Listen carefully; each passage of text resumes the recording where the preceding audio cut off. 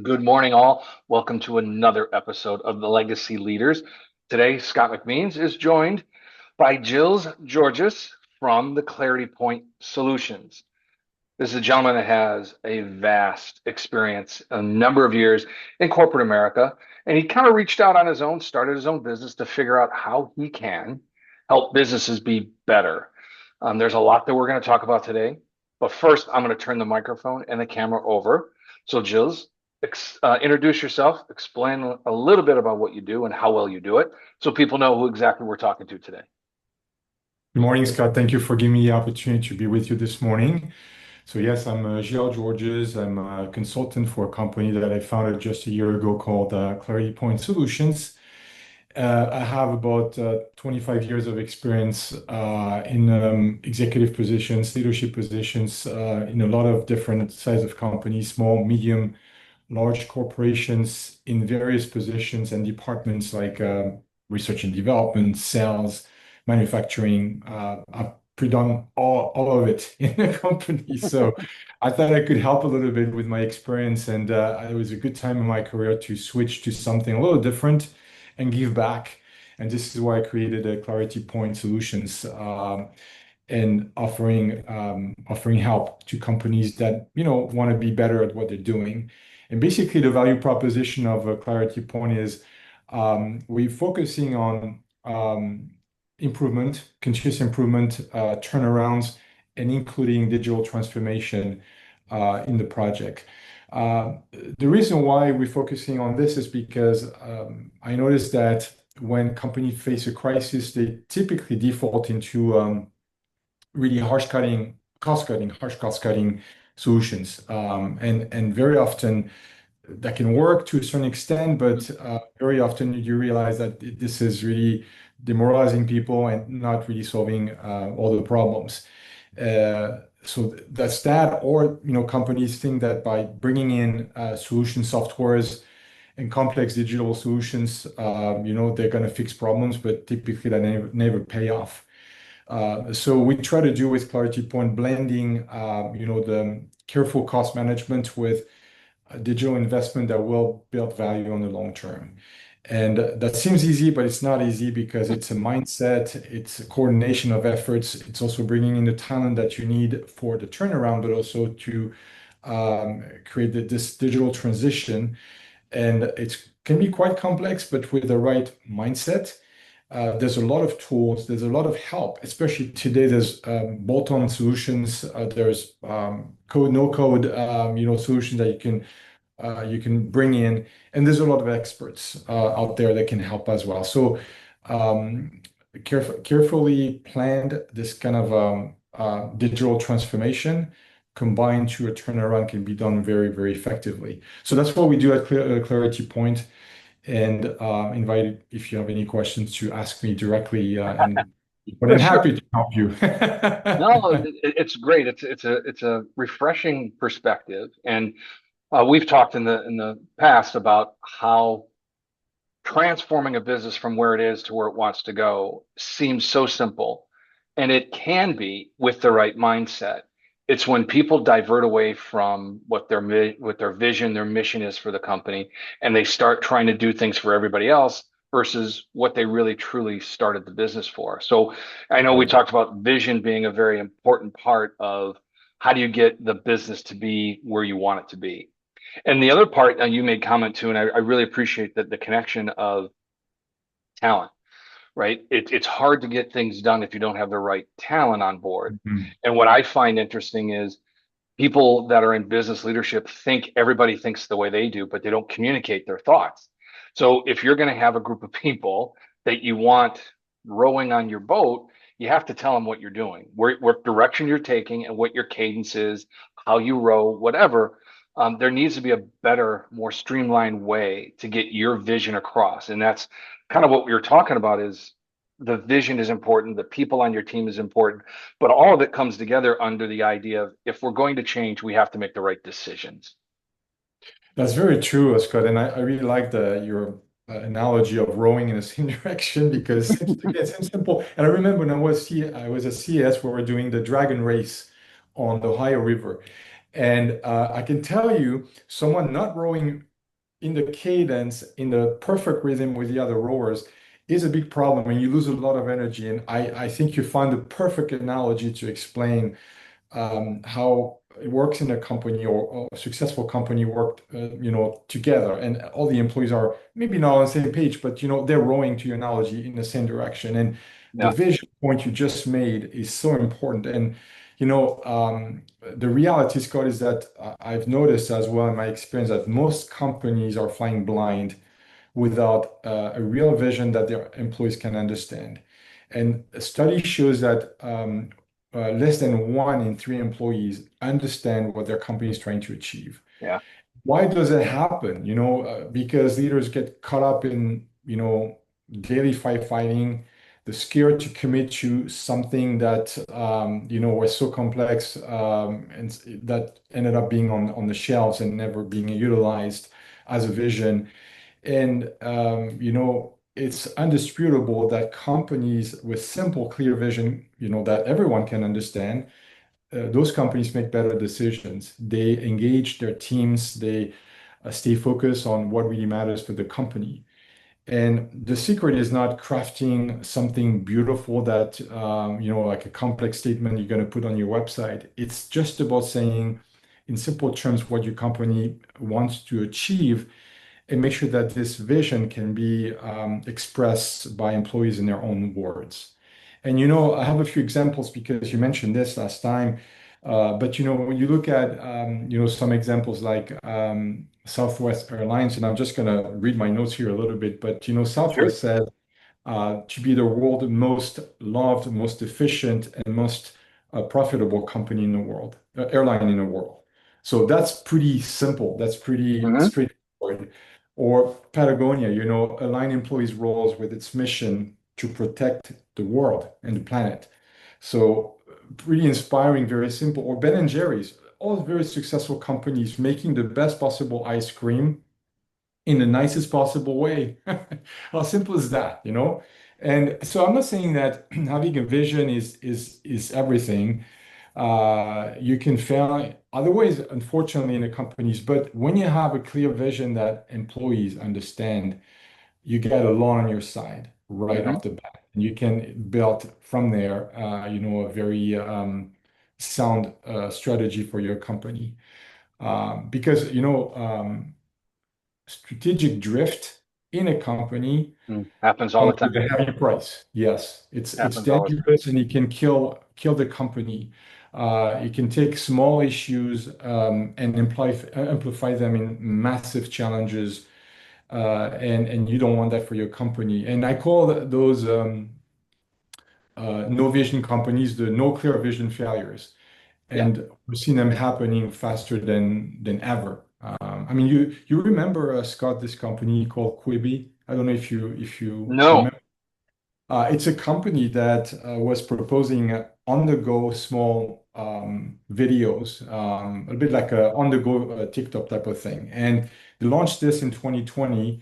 They got funding for $2 billion, and less than a year later, they just shut down. And the reason why is because there was no vision. And I remember Jeff Katzenberg, the CEO at the time, said, I don't really know where I'm going, but I know it's going to work. I mean, when you have an investor putting $2 billion on your company and you don't know where you're going, that's a problem, I think. Or Well, you may have heard the CNN Plus experience as well in yeah. 2022. I think they pumped like $100 million in this initiative, and less than a month after that, they shut down. And again, because they had an idea, they hadn't made really a good effort in trying to understand what they were going, what was the vision again, and Yeah. how they would coincide with the landscape of existing solutions. So this is really hurting and sad stories when you create such an expectation with your employees, and then it falls flat, and it's really difficult to get out of this kind of things. But if I may, and I'll finish with this on this vision thing, Scott, with you, there's even worse than this. Sometimes companies create empty shell vision. So it's a beautiful, inspiring statement, But when you look at this, it's light years away from what the company is doing in reality. And I call those the vision reality gap disasters. I don't know, for what is the reason? Maybe greed, maybe pressure, maybe they got caught up by their own hype. But these companies have vision, but they completely lose track from who they really are and Yeah, what they want it to be. And they get motivated by the wrong drivers. They end up committing fraud, making false promises, and falling into complete disconnect with their employees and also the market they're supposed to serve. And I'm yeah, sure you're going to remember Theranos, with Elizabeth Holmes, promising that she would revolutionize healthcare, but her proposition and the vision was beautiful. I mean, who wanted to revolutionize the healthcare with just a drop of blood? yeah, But her proposition was a fraud. Or WeWork, that went from I think 50 billion to 10 billion in just a few months, because again, they were not didn't work. exemplifying their vision. So, to me, again, as I said, Scott, and I finish with this, the vision is really, really important. It's not everything in the success of a company, but it's the foundational base you have to build before you do anything else, and you have to make sure Yeah. that you always embark in that. Totally agree that it is the foundational blueprint for a business to establish who they are, what they stand for, and how they want to push forward. One of the challenges I think you made comment to, and I think it's vitally important that people understand, regardless of what's written on your wall, posted to your website, or in a Yeah. pamphlet, if you don't live it every day, if you don't breathe it with every interaction, it goes by the wayside and people lose sight of what the vision is. And that's the false vision that you made comment to.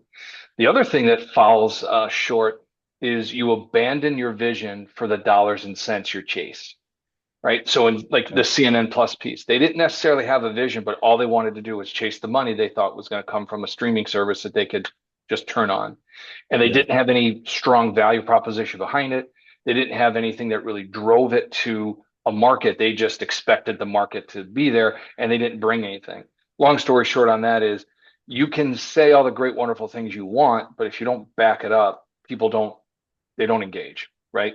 Yes, you're They completely just don't. right. Yes. And And it's again, no vision, or you have a vision, you do nothing with it, or you even yeah, fail to explain it, but even to live through it every day. So to me, that's even worse. and Mm. I want to touch on the comment you made about Southwest, and I don't remember their exact vision, but to be the best, most loved, profitable airline in the Efficient world. and most profitable airline in the world. Yes. So think about this, right? I understand that vision. I embody that vision because everything I do every day as an employee of that company leads me to falling into one of those, if not all of those buckets in my behavior. So I know exactly what I'm supposed to do. Another great example of this is I was told Netflix has a very simple, straightforward policy on expenses. It is do what's in the best interest of the company. Hmm. So it was explained to me if you're taking a flight across country and you buy a first class ticket, is that in the best interest of the company? Well, it depends, right? If it's the only seat available on the last flight that's going to get you to the meeting on time, yes, it's in the best interest of the company. Right, right. But if there's 43 seats open and you took the first class ticket, that's not in the best interest of the company. So people self-regulate and they understand my contribution is or is not towards that vision or that policy. They fall in line. And it's because they're given what I call the four A's: the accountability to do the right thing, the authority to make decisions, the autonomy to work alone, and the appreciation when they're done doing a great job. If you can follow suit on those four A's, the company thrives, the people thrive within that environment, and everybody starts winning. But if you don't have, and I'm going to go back to the comment about talent, if you don't have the right talent in the right spots, making those decisions and having the autonomy and authority to do all those things, it all falls down because you don't have the right skill set in the right spot. Now, I'm a big believer, Gilles, in the idea of I'd rather hire somebody for attitude over aptitude and teach them how to do certain things rather than somebody who has countless letters after their name and degrees upon degrees, but no experience, or they have a weird expectation of I'm better than you because. as opposed to the person that steps in and says, I don't know, but I'm happy to learn it because I believe in what you're doing. That's a much different hiring practice. And I know we're going to touch on talent next, but to me, that's a strong statement, right? Let's hire the people that follow what we want to do and push us to be better, as opposed to, well, every 2 weeks I get a paycheck and I'm happy. Okay, but Yes. I want people. One of my clients told me, I want volunteers, not hostages. Yes, yes, that's very, very well said. And you know what? I think what you said is very true, Scott. And I like the attitude versus aptitude to a certain extent. But you're Sure. right. You're right. It's really the right approach, and that also is very, very important with leaders. And if you allow me to bridge this to the next conversation with you, it's the what I call the leading and learning. Yeah. And I've seen, I mean, we all have seen in the last 2 decades an exponential, not linear evolution in technology, societal values, and also the very fabric of our workforce. And in this change, I think it's you can describe this as as a cascade of disruptions, and they have complete change the business landscape. I think they made what we call the traditional experience-based leadership model very incomplete in today's world. And unfortunately, I think there's some executives that believe that their past successes are sufficient to guide Hmm. put it into the future. But I think the reality is very different. When you think about this, and I think you touched on this a little bit, Scott, earlier on, the half life of our skills is shrinking. So the time it takes for our skills to be half as valuable is shrinking tremendously. And I think the reluctance from leaders and whoever they are in the industry and however they are in the scale of the scale of the corporation, not engaging in continuous self-learning is a path to me to obsolescence. And what does it mean for a CEO or a leader? I mean, it doesn't mean that you have to be, for example, if you're a tech leader, right? Amazon or whoever, whichever company like this, you don't need to be an expert in convoluted neural networks or in cyber attack protocols, but you can't look at your team like a deer in the headlights if it's discusses with you, right? You have to know a little bit what you're talking about. So I believe we're in a fundamental reordering of how we live, how we work, and how we interact with each other. Yeah. And I think it's very difficult and it goes back to what you said about learning. Um, you know, we cannot describe this new situation in a single metric, but I think we can resonate in an order of magnitude of disruption. And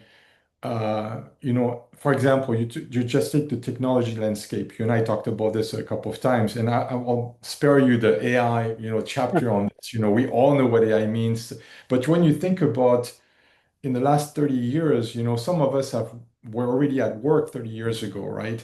And still employed today. And 30 years ago, we were at the dial-up internet. And now we're talking about, general AI, like a human thinking AI type of thing, right? With all the capabilities and the disruptions that come with it. Then you also talk about people, in the 2 decades, so much change and just of generational change, like the millennials that came on the workforce. They have different expectation about, work-life balance, the purpose of their work, and also they want transparency in the work they're doing, right? The business transparency is really important for them. And the Gen Z is even, I wouldn't say worse, it's just different. They're Right. just accelerating that trend, the expectations from those young employees and a new generation. You look at the disruption of the 9 to 5, traditional model that doesn't work anymore. Yeah. And also the importance of digital skills, the time it takes for those skills, again, to be obsolete is dramatically different. So, the societal values have also undergone a seismic shift, diversity, we call about DE and I, equity and inclusion, also sustainability, social responsibilities for companies. that are really important. And the experience that I think propelled leaders, into success can become, to me, I think, a cognitive trap because they feel like what made them successful in the past is going to make them successful Yeah. in the future. And there's a book about that, by the way. But so just to summarize this quickly, about the learning, and to me, this is really a focus not only on employees, as you said, Scott, about everyday's employees, but also the leader, and more importantly, the leaders. Yeah. Um, I don't think, I mean, I don't think that leaders have to be experts in everything, that they necessarily have to go back on school benches, but they have to cultivate a mindset of curiosity and humility, Preparedness. intellectual humility. Yes, and Yeah, so go I ahead, go ahead. agree. No, I agree with this point, and it's you made the convert or the point earlier. If you aren't continuously learning, you become obsolete, and if you become obsolete, why are you in that role? So there's a need for people to see the vision beyond today. And as a leader, um, our biggest challenge as a leader is getting people to do things they typically would not do without the proper motivation that comes from a leader. And if you're not adapting to today's realm, however you want to describe it, right? Whether it's technology, digital, if it's the Gen Z versus the the baby boomers mentality, if you're not adapting to that, you are evidently going to be outside looking in because things are changing around you and you are not adapting to it. So as leaders, that's the strategy we talk about all the time, in our world is how do we get business owners, business leaders to think differently about themselves. One of the seven keys to a really good winning team is continual learning. It has to be on there. And it's not just from the leadership perspective, it's from every employee. And if your organization that provides professional and personal development opportunities, you will have an incredibly engaged staff, a team of people that want to be there for reasons beyond a paycheck. And I know we keep going back and forth on vision and all that stuff, but it's so much more important now that you have a whole workforce of people, the Gen Zs and the millennials, however you want to describe them, right? They Right. are so less interested in what they do for a living. They're more interested in how they live.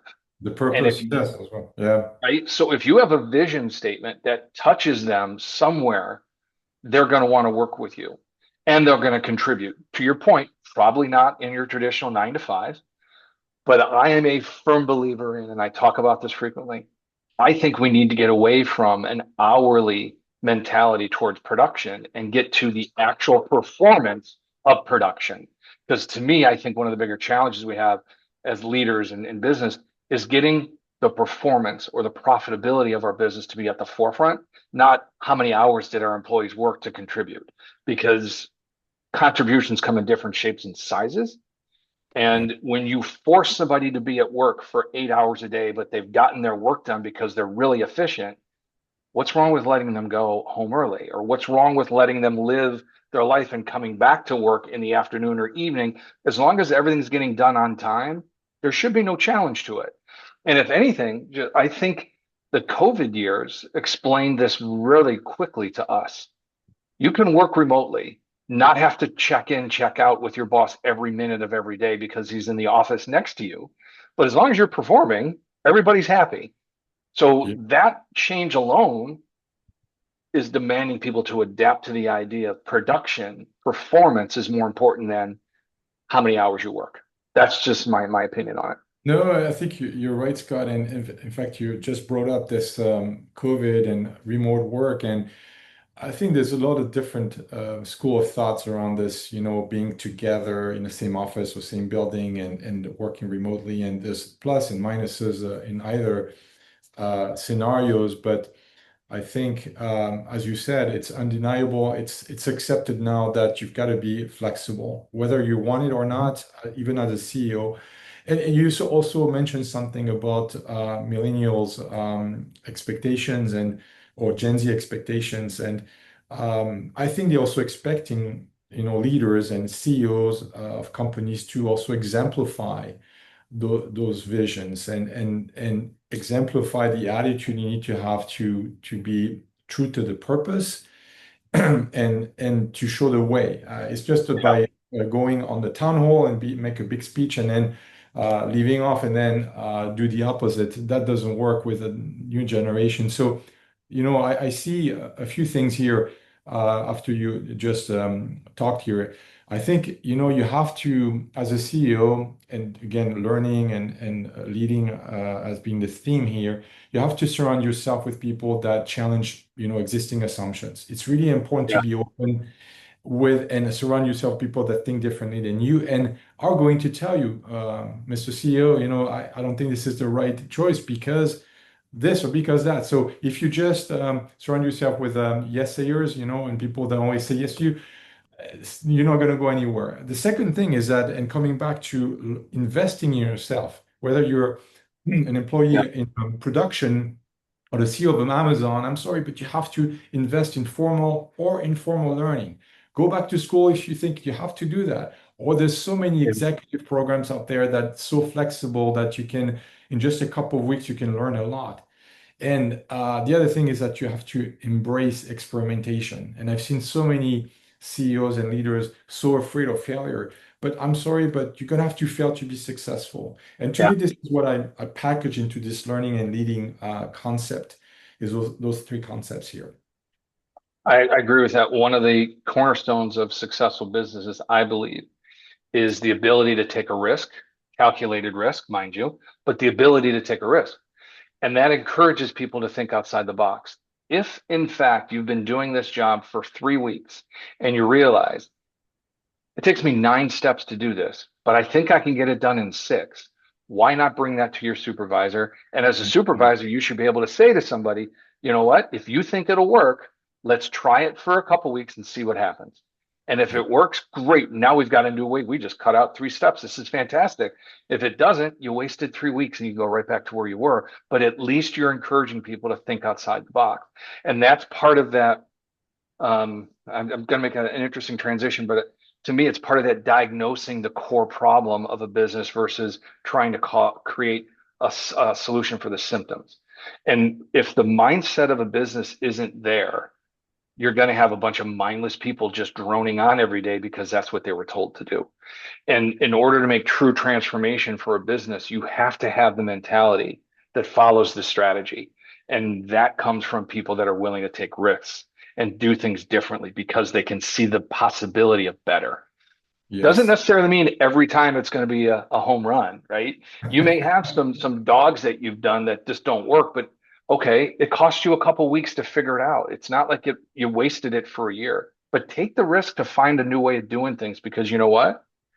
The people that do that job every day know better than you as the supervisor or the president, CEO of a company. They know more than you do about how that job gets done. Let them show you how it can be better, as opposed to no, this is the way we've always done it. I hate those words. Well, this is the way we've always done it. I love the idea that you say sometimes you have to challenge the existing staple in a business because if all you do is surround yourself with yes people, you're going to yes yourself into oblivion. It's just going Yeah. to happen. Yeah. Yes. Yes. And the reason why I say all this, it's not because I'm smarter than anyone. I'm average smart. It's just that I've learned so much during my 25 plus career, and I've done a lot of mistakes myself, either in leadership, process management, innovation. I mean, I've done it all. I've made a couple of big mistakes in my career, lack of judgment, perhaps, or information to make some decisions. But the important thing is that you learn out of those things and you don't repeat those mistakes, of course, but you also make things better and bigger for the future. And I've had also a lot of micro failures here and there, and I took a lot of notes. And out of notes, this is where I create a clarity points because I wanted to make sure, all those notes could be put at use and help others. This is really the mission. But all I'm telling you here, Scott, is based on experience, things I've seen or things I've done myself that I've learned from. And this is what I called just leadership humility. Be humble. Yeah. You don't know it all, and it's okay to not know it all. You have to surround yourself with people that's sometimes smarter than you are. And I'm good at that. I can surround myself with people that's much smarter than I am. But at the end of the day, it's just the cohesion of people that bring all different things that create the perfect environment for a company. Yeah, the conversation I had about a week ago with a young man, he was very adamant to say, I've learned a lot because I failed forward. And I totally understand that mentality, right? I failed forward. Okay. And I simply changed his mindset. I said, instead of saying the word fail, why don't we say, I achieved through the lesson, Mhm. right? Instead of putting a negative connotation on, well, I'm failing forward, say, nope, That's I true. achieved through the lesson. Mhm. Thomas Edison famously said, well, when asked, you have tried to make a light bulb, I don't know, 194 times. He says, no, I know 194 ways not to make a light bulb. That's just right. So instead of thinking about the negative side of it, and he wasn't trying to be negative, I'm just trying my very best to put that right mindset out there to say it's okay to learn a lesson as Mhm. long as you apply that lesson, right? Then it means something. So let's achieve through the lesson instead of thinking about how can I fail forward. Let's achieve through the lesson. And you even made point through both of our careers. I know there's been tons of mistakes made, but we were able to be successful because we learned and used that mistake to say, that's how I know not to do it. And I'm going to alter my way and my means to be better. And that's what makes it so much more significant. This has been amazing. There's one question I want to ask just to kind of finish it up because we've got a few minutes left. And again, I love the idea that we've talked about vision. How do you diagnose a business, the transformation that takes place, the talent and leading and learning. Those are your cornerstones. And I want people to know that. But what I want them to also know about you is if I were to put you in a time machine and send you back to 18-year-old self, what would you and yourself talk about on a park bench? To myself, you mean? Yeah. If you went back and met the 18-year-old Yeah. you, what would you say? Yes. I probably would say be more self-confident. Okay. Yeah, be more self-confident because when you come in this world, and it depends on your personality because some people are very self-confident naturally, and that's fine. Mhm. To me, perhaps when I was younger, I was afraid of taking risks or voicing my concerns, voicing my opinion, Mhm. and I wouldn't say it's hurt my career, but I could have done things faster and quicker had I been more self-confident and sure of the things I was bringing to the plate. And I see this happening so often in this world. People not or afraid of just voicing their ideas and explain, hey, this is, I think, the way we should do this, right? Yeah. And initiating a dialogue. So self-confidence without arrogance, those are two different things. But Very big. self-confidence is so important in this world, and I think the new generation suffer even more than us on self-confidence. And again, don't not mistaking this with arrogance because there's a lot of arrogant people, even in young generation, unfortunately, the social media Yeah. and all that, it's that, instant gratification. But that I think hides a bit of a problem self-confidence. And to me, 18 years old definitely was an issue for me. Yes. Understood. And I appreciate that. I think there's a lot to be said for not the younger generation in particular, but anybody that has a position or the opportunity to make a comment to allow for improvement. Don't be afraid to bring it forward. Yeah. Instead of saying something like, I'm sorry, I'm asking another question. Say something like, this is something I'm really passionate about. I think we should pursue it. Let's take a look at it. Mhm. Or instead of kowtowing to, okay, well, if that's what you say, stand up and say, well, based on the research I've done, I think this is an opportunity we can investigate to make things better. A good manager, a good leader is going to listen to those words and be a lot more comfortable in themselves to say, you know what, you make a good point. Let's take a look at it. And now you have a cohesive activity. I think a lot of things happen because of ego. whether you have too big a one or too small a one, somewhere in between, you have to have the right amount of ego to make a change. So I appreciate the commentary about the young 18-year-old self. That's good. And thank you for the question, Scott. It's a Yeah, my pleasure. This pleasure is speaking with you and sharing a bit of our perspective on those two topics. Thank you for the fantastic. opportunity. No, Yes. it's been a great conversation. I want to thank you for being on the show. And all the information will be down below so people can get in contact with you. And we'll see everybody again on the next episode of Legacy Leaders. All right. Thanks, Scott. My pleasure.